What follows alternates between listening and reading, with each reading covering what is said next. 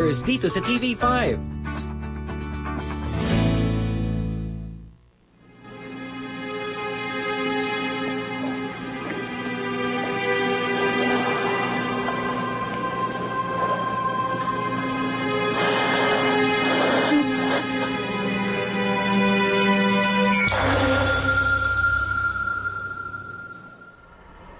Ang pusong iniwan, matututong lumaban. Lahat ng galit na inipon ay ganti ang kabayaran. Hanggang sa puot at galit ay di na mapipigilan. Ang pusong iniwan at inapi, tiyak na maghihiganti.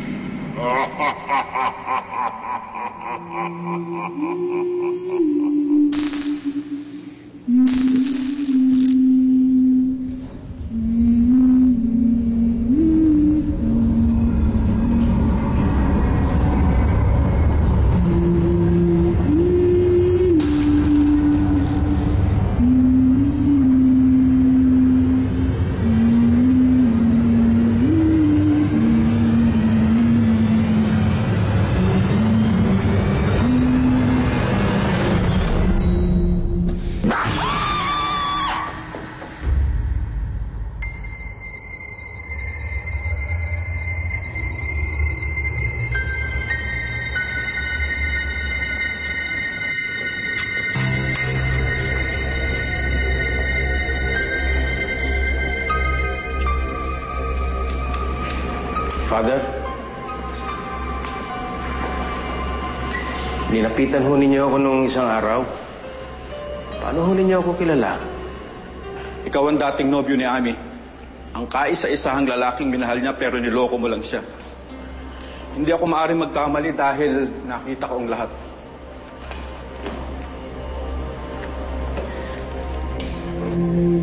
Simula nang dumating ka sa buhay ni Ami, ay naging masayahin na siya.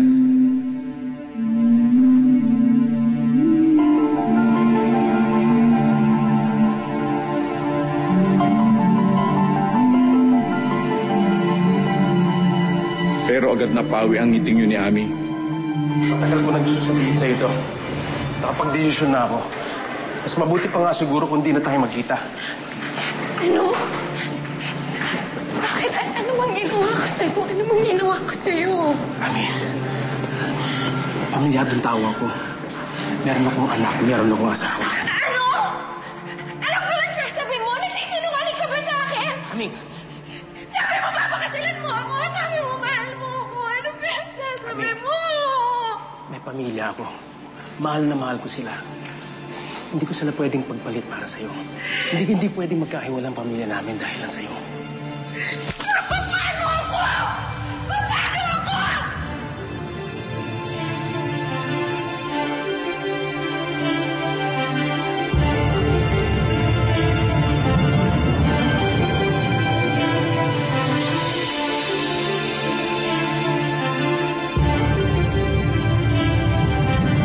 Hindi na katulad ng dati si Ami simula noon.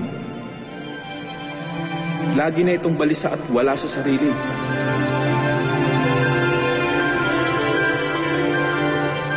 Lagi siyang tulala. Kaya, inumin na ng gamot. Ikaw, anong ginagawa mo? Wala nang may gustong umintindi sa kanya. Pati ang trabaho niya naapektuhan. Tinanggal siya sa trabaho. Lalong gumuho ang mundo ni Ami.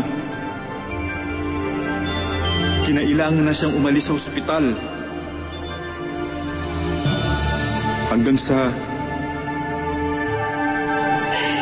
Gusto lang mamatay. Ayoko na.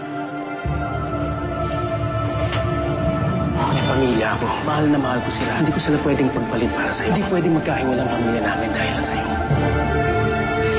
Ininom lahat ni Ami ang gamot na naging sanhi ng kanyang pagkamatay. Bago siya namatay ay... Sinusumpa ako. Maghihiganti ako. Magsisisi ka. Sinusumpa ako. Isasama ko silang lahat.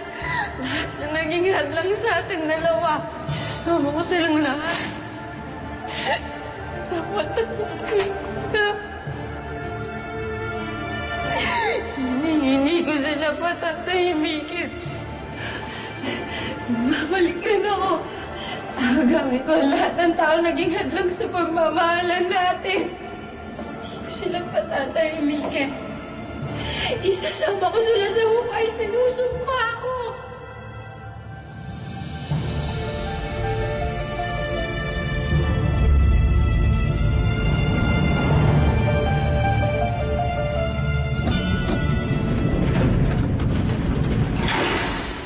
Mula nung nagkahiwalay kami ni Ami, wala na akong balita sa kanya. Hindi na rin ako nakabalik doon, Father, dahil yung araw na yun, na-aksidente ako.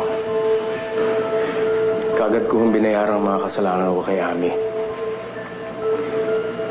Ako, napilayan ako. Nalaman din ho ni Janice ang relasyon namin ni Ami. Hiniwalayan niya ho ako. Sumama na rin ho siya sa ibang lalaki. Pero yung anak ho namin, iniwan niya sa akin. Gustong gumanti ni Ami. Umalis na kayo hanggat hindi pa huli ang lahat. Ako? Si Bree? Si Janice? Si Janice?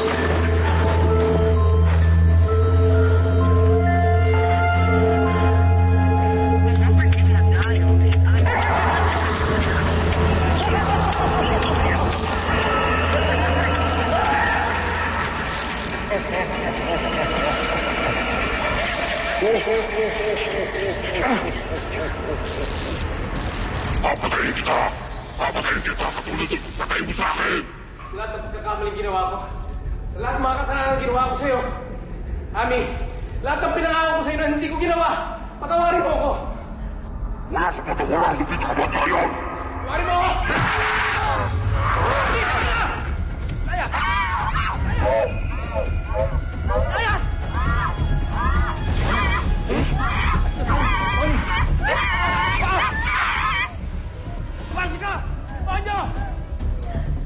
Umalis na kayo na anak mo. Makaabutan pa kayo nung demonyo na yun. Yan na. O sige. Hanapin mo nung umalis na agad kayo. Bilisan nyo. Ha? Sige. Mag-ingat kayo.